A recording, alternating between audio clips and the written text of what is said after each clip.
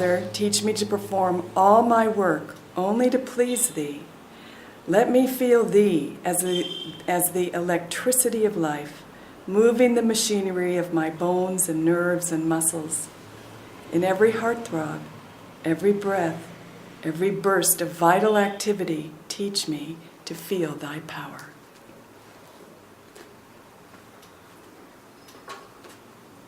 And this is a reading from The New Path. This is Swami Kriyananda's autobiography. Again, highly recommended reading from front to finish for much inspiration. This is from the chapter Work versus Meditation. Hard work was as important to our way of life as regular meditation. You must be intensely active for God, Master said, before you can attain the actionless state of union with Him. More than either work or meditation, however, was the stress he placed on the importance of devotion. Without love for God, he told us, no one can find Him. Nightly, I chanted Master's translation of a song by the great Bengali saint, Prasad. Will that day come to me when saying, Mother, Mother, my eyes will flow with tears. Gradually, I found myself becoming transformed inwardly. I began to feel I had some cause for self-congratulation when one day word came to me that Master had been talking with a group of the monks in Encinitas. During the course of the conversation, he had remarked lovingly, "Look how I have changed, Walter."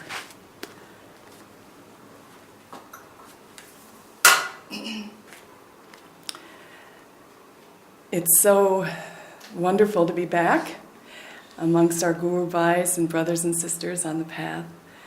And today I wanted to speak about the importance of understanding what our reason for life is. It's a big subject, but it's one that each one of our souls asks every day, either knowingly or unknowingly. We're appealing to God all the time. Where are you? What is my goal in life? How can this happen? I need your help. Why am I here? All of us have these questions in our souls. And at Ananda, what we've come to realize is that the answer lies within the heart. It lies right within each one of us. We don't have to go anywhere. We don't have to read anything. We don't have to perform any great sadhana. We don't have to work ourselves to death. We don't have to do anything. What Ananda, I believe, and many other spiritual groups now on this planet are trying to teach us and bringing to this tumultuous world is the idea of self-realization, and that is that we are that already. We need to know, beyond a shadow of a doubt, that we are children of God right now. No matter how much we failed, no matter how hard our lives are, no matter how hard we work or successful, we are, none of that really has anything to do with the essence of who we are as souls. We are children of God. And it's very difficult to realize that in today's day and age. You know, we had Jyotish and Devi gave a beautiful talk to the Sevaka order a few weeks ago. And the Sevaka order is that those souls that have taken a vow to live their lives for God at Ananda. So Swami created these different vows. And this is the Sevaka order, and they gave a talk. And Devi mentioned something that was very important. We have heard from Ananda and from Swami over and over again that Master went to the garden party and he said the youth must go east, west, north and south. Cover the world with self-realization. The youth must go out. And he didn't only say that, he said the youth must live God. Live God.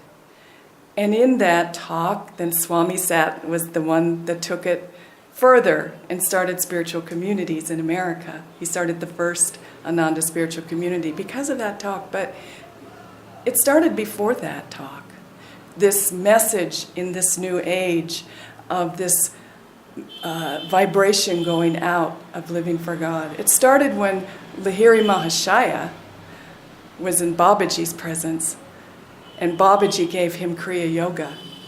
And Lahiri Mahashaya said, well, what about mankind? What about the householders? What about the rest of us that are crying out for God and they just don't know how to go? They don't know where to go. They don't know what to do. And then Babaji said, Divine Mother has spoken through you. And then Lahiri Mahashaya, who was a householder, was able, through the example of his life, a great avatar, living a householder life, show us that indeed it is possible to find God right where God has placed you. Exactly. You don't need to change anything outwardly. All you need to do is turn your consciousness to Divine Mother. You need to lift your consciousness. And these great gurus came to lift the consciousness of the world. Babaji now is directing the spiritual vibrations of this planet. But how is he doing that? He's just not waving a magic wand and saying, I lift all the spiritual vibrations of the planet. No. He's working through his devotees. He's working through each one of us. He's working for those who have chosen God, those whose hearts are open to the vibration that he has to share, which is pure love. Each one of us has a responsibility to find God. When we really take it on, and like in the reading that Haridas was reading, it's hard. It's not easy to always keep that consciousness. I am living for God in every moment, and I will never waver, and everything is joy and bliss, and nothing ever comes into my life that will ever affect me, and I am just above it all. I mean, I don't know anybody like that. I'm certainly not like that. Life is difficult. We're met with many challenges.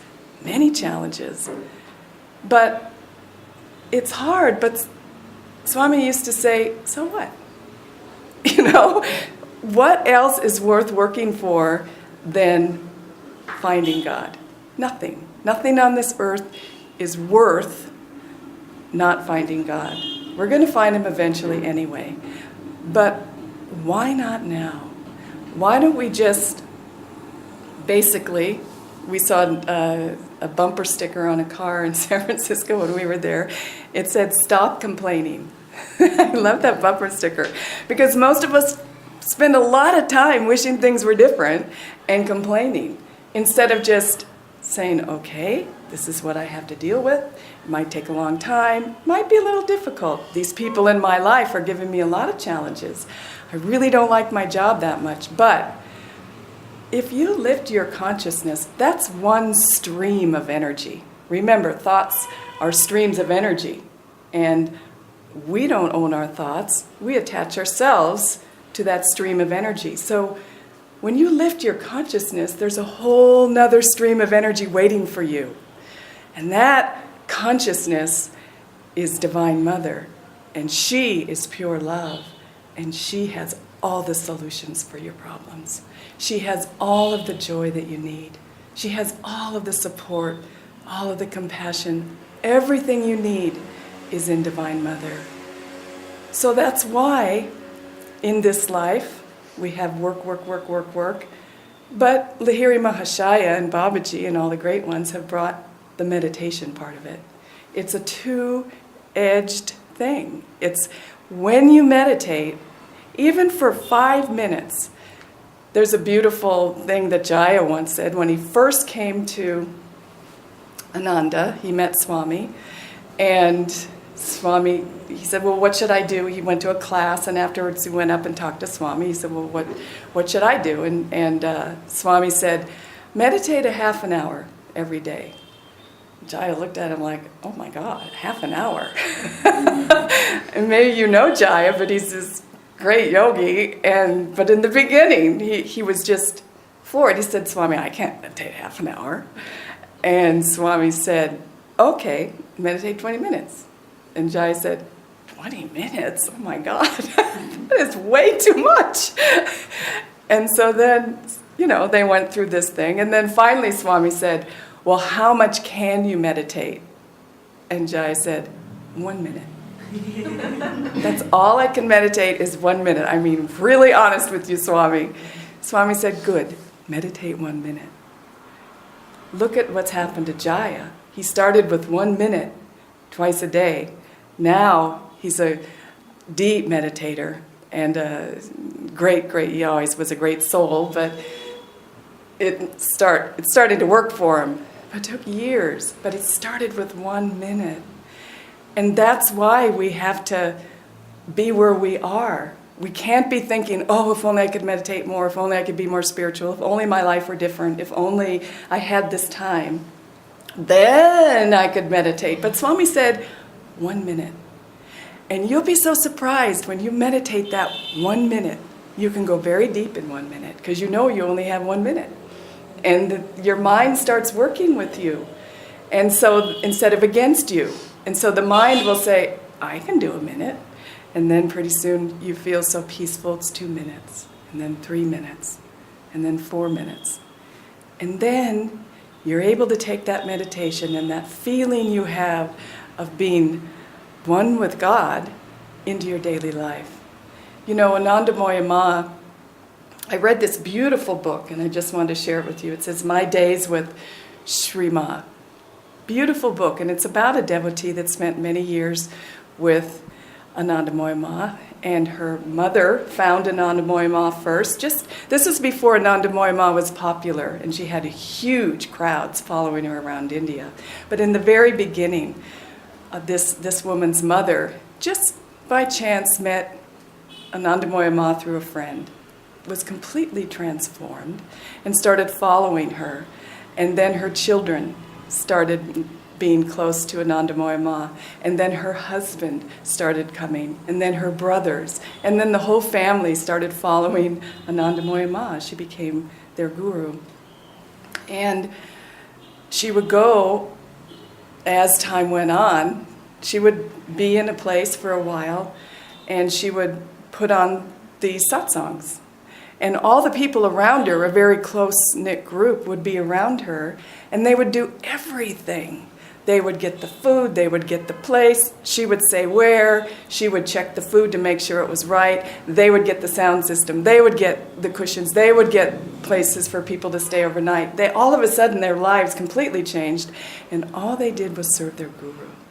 But by the end, when Sri Ma finally left her body, these souls, the stories they tell about the intervention of Ananda Ma in their lives are so beautiful. She was in every aspect of their life, every aspect. And this woman said, I didn't do anything but just say yes. Yes, Ma. Yes, Ma. What do you want me to do, Ma? I'll go. And they would just leave the cities and go to a whole nother city. They'd be on the trains, they'd make the train things, they'd arrange transportation. I mean, and Ma would do these things spontaneously. She wouldn't have a year-long calendar and have a volunteer list and see who was going to do what. She just got up and she went to the next city, and they came. Why did they come? Because they knew that Ma was bringing them to God. They felt Ma in her presence. She was their guru. And she was having a satsang once, and one of these people sitting in the satsang, this woman said, Ma, I'm a householder. From the minute I get up in the morning, people are on me for my time, for my energy. I have to have breakfast, I have the children, I have my husband, I have this and that. I'm exhausted by the end of the day. I'm just exhausted. I can't think of doing anything. And you know what Ma said to her? It was so sweet. She was never judgmental. She just said, but you own the night. And she said, take a little nap at the end of the day and then meditate. You own the night. I love that because there's always a solution. There's always a way to make the time for God in our life. Maybe we can't do it during the day. It's all right.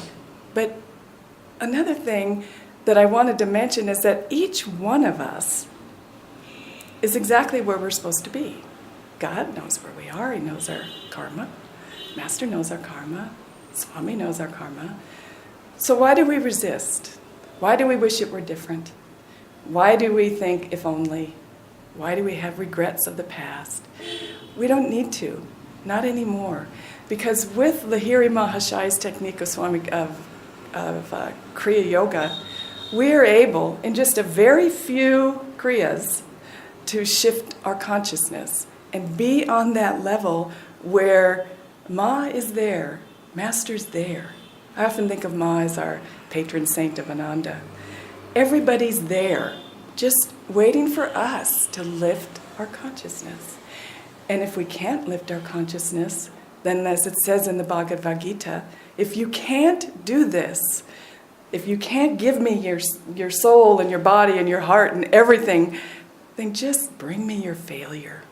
Because I'm waiting to lift you up. Just open up like a flower, and that sun, that grace of God will help you to be who you really are. So again, a child of God. We have to remember that we weren't born just for ourselves. We're part of God. And so in this age, Master went to America. And, I wonder why he went there. Maybe because there was running water and things got done. Maybe it was just easier to be able to take this teaching out because there was more of an advanced situation there. But as soon as it became advanced enough, he came back to India. And he came back to India because India is I can't explain what I feel about India. It's so beautiful. Look at the world now. Everybody's fighting everybody. Can't name a country that's not at war, inwardly or outwardly. But what about India? India is like this huge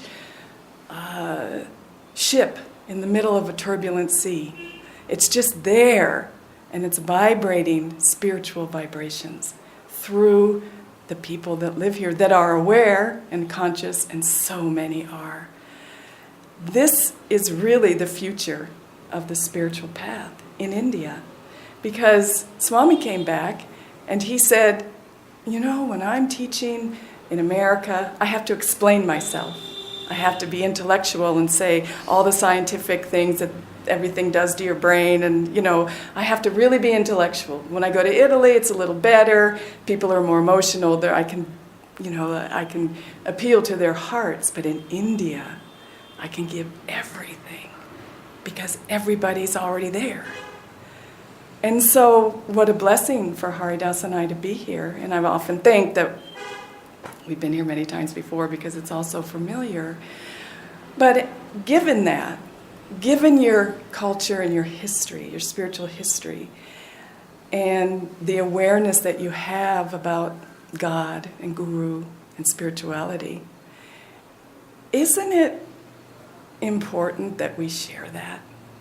Isn't that important that not that just we had the good karma to be born here, but we also have a responsibility to share that?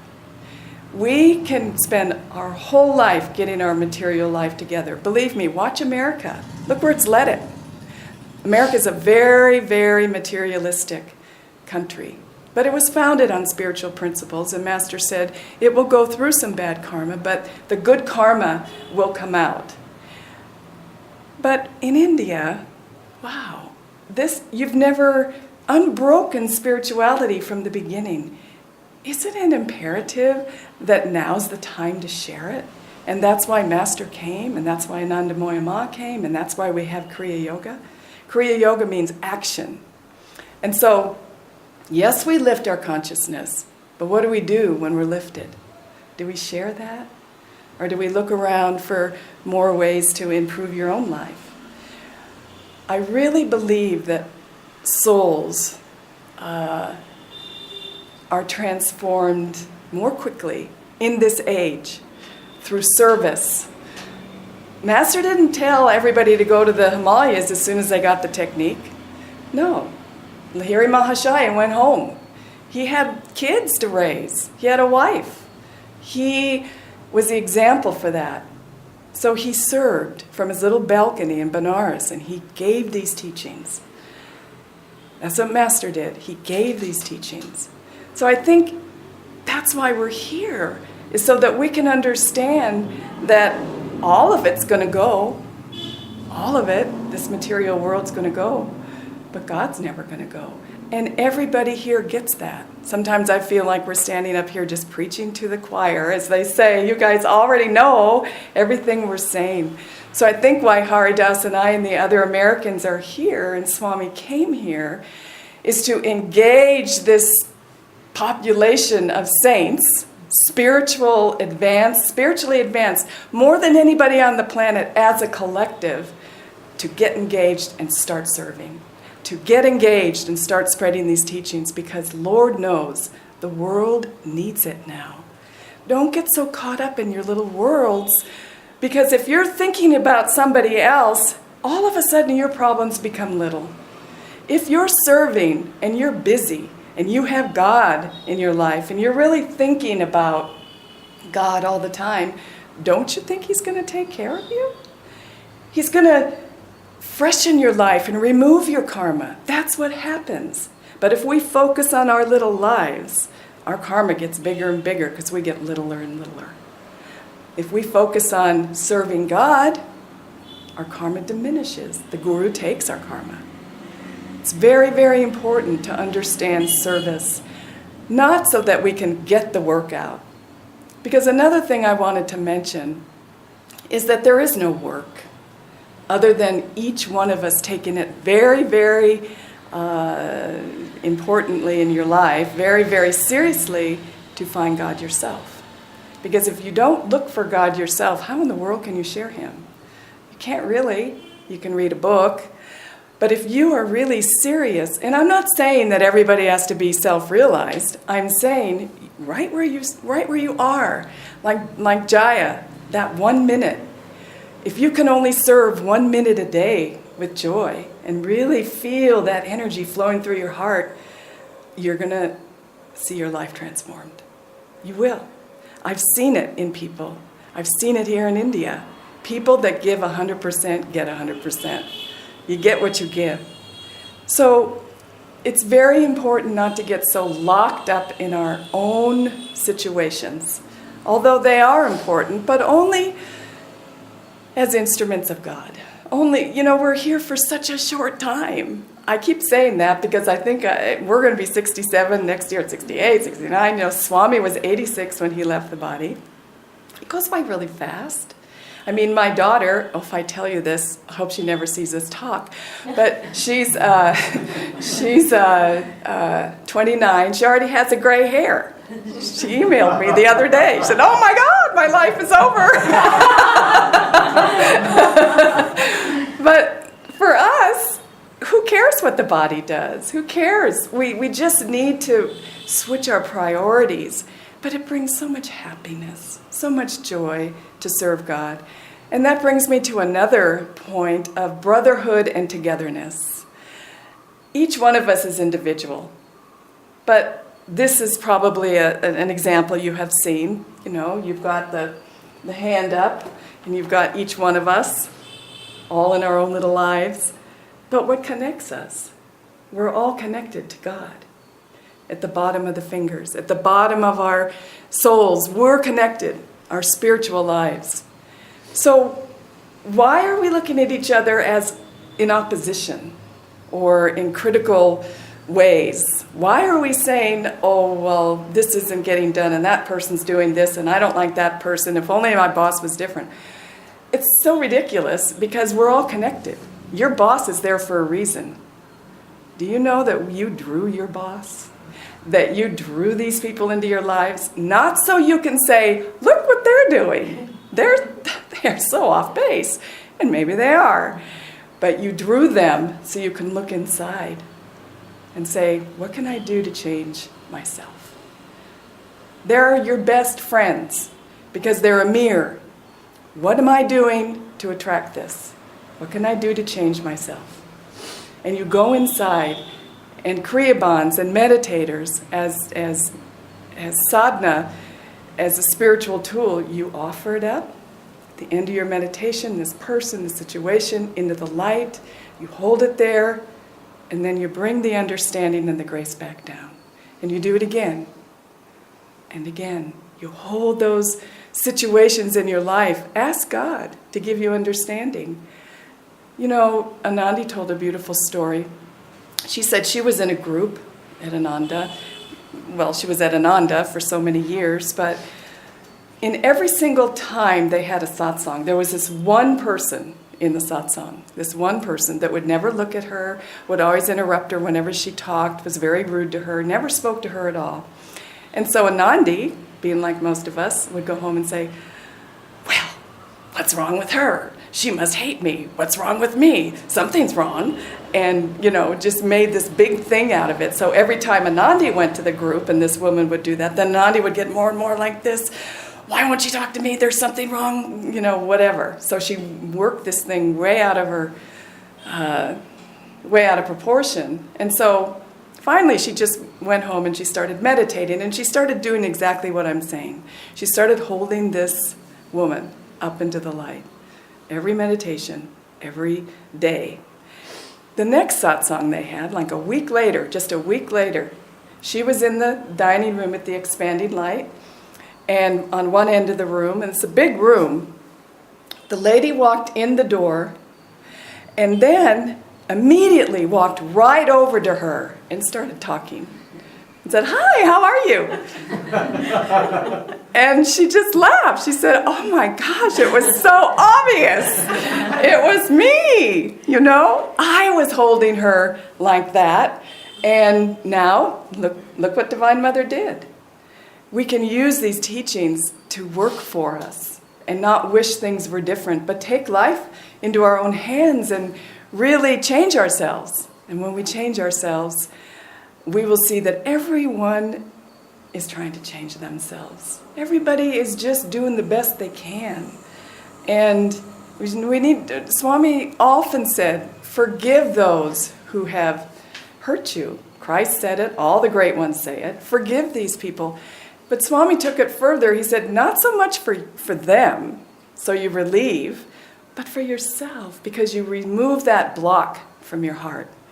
When you forgive, then the energy starts flowing, the love starts flowing, and your heart is open. So you don't do it for that selfish reason, but it's a really nice end product of forgiveness.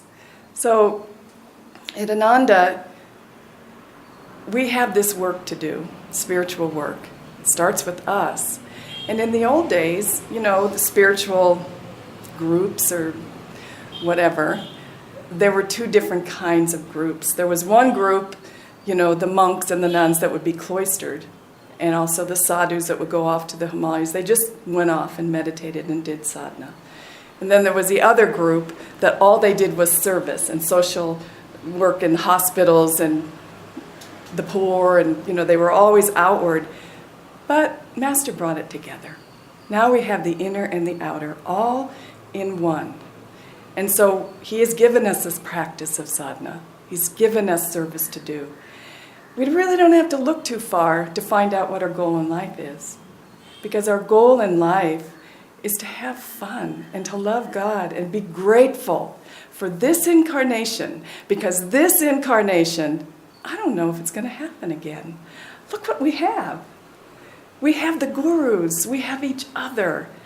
We have a work. We have meditation. We have the ability to share the teachings right where we are.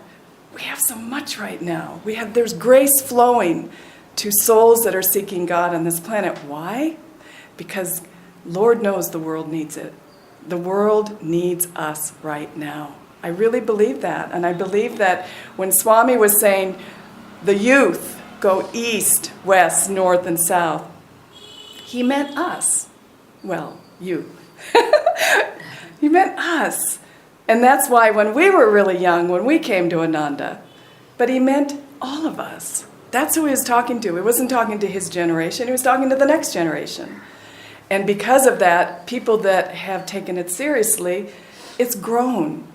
It's grown. And the beauty of the way Ananda has grown, and I feel it's really important, is that the root is going very deep.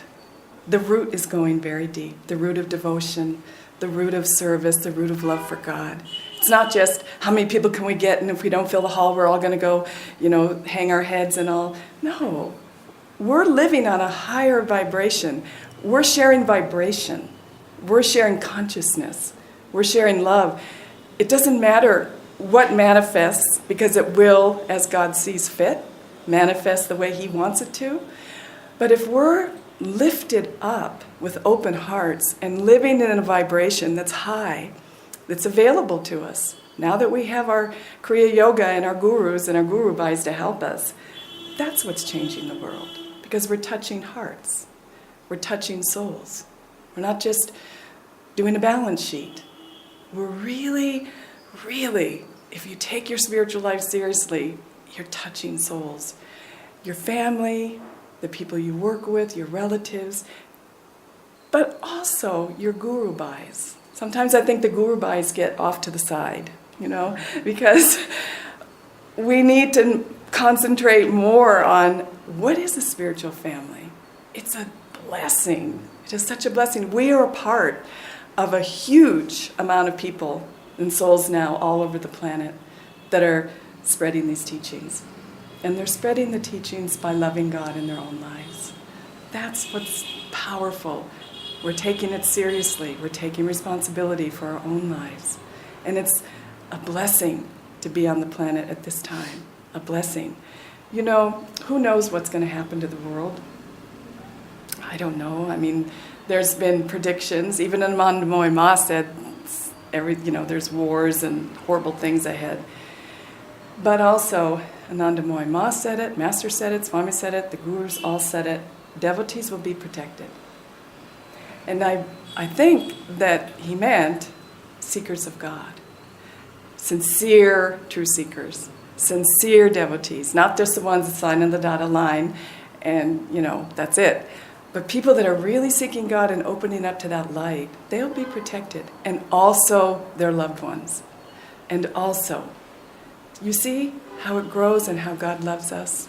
So we came to share the light, not for ourselves, but for people that have no clue where to go, what to do. They just don't know. But in your daily life, you can be a beacon of this joy and this love. And they will say, wow, what about him? How come you're that way? What do you have? And then you bring them to the center, or give them a book, or tell them about meditation. That's what our real purpose in life is. And even if you just do that for one person, I'd say that was a successful life. Even if it's your husband or your wife or anybody. But it won't be just one person, because love is magnetic. I wanted to share, to close, what Ananda Ma said at one of her satsangs. Shri Ma always focused on God remembrance. This is this lady talking. And this is Ananda Ma. In very truth, the offspring of mortality, human beings, must focus their thoughts on God. Divorced from God, there cannot be even a chance of peace. Never, never, never. By abiding in God remembrance alone, man will find peace. The veil will be rent, and the remover of sorrow will stand revealed. He alone is the conqueror of evil. He is the innermost being, the sole treasure of the human heart. Everyone, without exception, will have to put in immense effort. Men and women are equally endowed with the capacity for realizing God. It is the supreme duty of each human being to impart full worth to this birth, which is such a rare boon, by engaging in God remembrance. Otherwise, they will continue uselessly in the rounds of births and deaths. And so we're almost there, And I look around and I just see saints and angels already, and not even in the making, you're already there. And so now I think what our job is to realize that we have the capacity to share this light. We have such a power within us, such a wonderful mission that we were sent to this earth to perform. And the mission is love. Just love yourself, be happy with yourself, and then share that love with others. And the world will do what it does, but the light will win.